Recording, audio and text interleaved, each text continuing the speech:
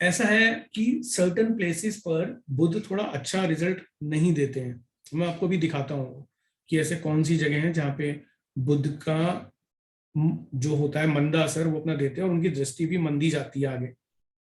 तो मैं आपको दिखाऊंगा, मगर अगर बुद्ध की दृष्टि समझनी हो, बुद्ध को समझना हो, क्योंकि बुद्ध क्या है, अपने आप को बदल लेने की काबिलियत रखता है, अपने आप को बदल लेता है वो। ठीक है, तो सबसे बढ़िया उसका एग्जाम्पल होता है जो मोहिनी अवतार है बुद्ध का, वो सबसे बढ़िया एग्जाम्पल है अपने आप को चेंज कर लेना, अपने आप को बदल लेना। वो मोहिनी अवतार से अच्छा कोई बेहतर डिपिक्शन नहीं हो सकता। तो इसमें एक बार क्या होता है कि जो भस्मासुर है वो एक बार भगवान शिव से ये वरदान ले लेते हैं कि भाई मतलब मुझे बेसिकली मतलब उन्होंने ऐसा लिया कि मैं जिसके ऊपर अपना हाथ रख दूं, सीधा हाथ रख दूं, ठीक है, सीधा हाथ सामने में, सीधा हाथ, सीधा हाथ मतलब क्या, कालपुरुष कुंडली का थर्ड हाउस, जहां पे वो किसका घर है, वो बुद्ध का घर है वो। तो जिसके ऊपर मैं सीधा हाथ रख दूं वो भस्म हो जाए। तो ऐसा उन्होंने भगवान शिव से आशीर्वाद ले लिया। अब ले लिया, मगर उन्होंने शिव से कहा मैं इसको टेस्ट करना चाहता हूँ।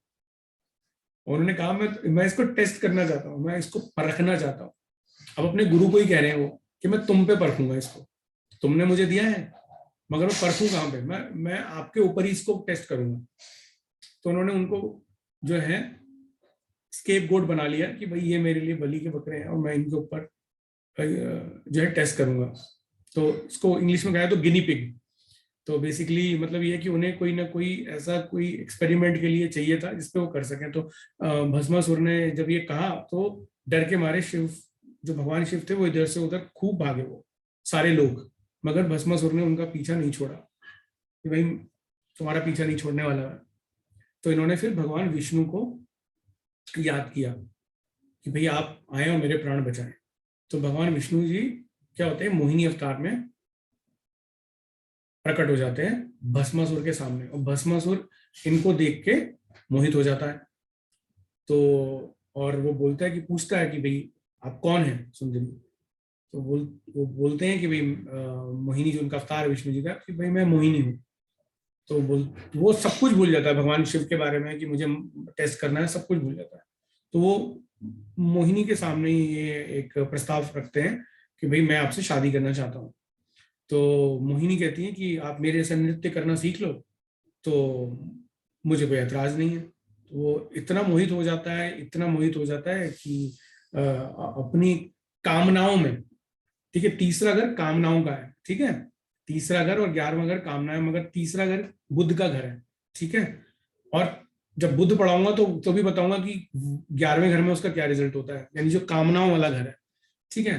तो अब वो कह रहे हैं कि भैया मुझे जो है ना मंजूर है जो आप शर्त रख रहे हैं। तो ये इन्हें सिखाने लग जाती है, जैसे जैसे ये नृत्य करती है वैसे वैसे ये उनको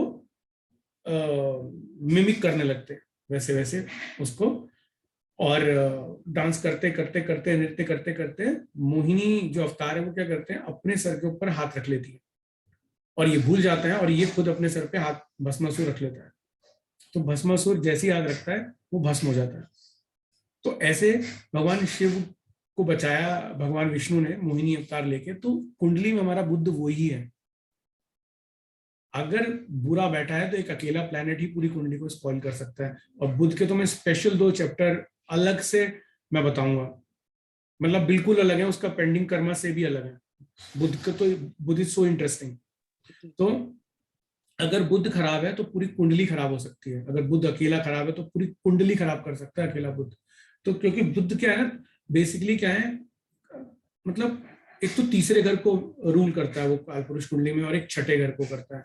तो तीसरा घर कामनाओं का है और छठा घर अर्थ त्रिकोण का सेकंड इंपॉर्टेंट हाउस है, ठीक है। तो इसका जो संबंध है वो कामनाओं से है ना, मटेरियलिस्टिक चीजों से है।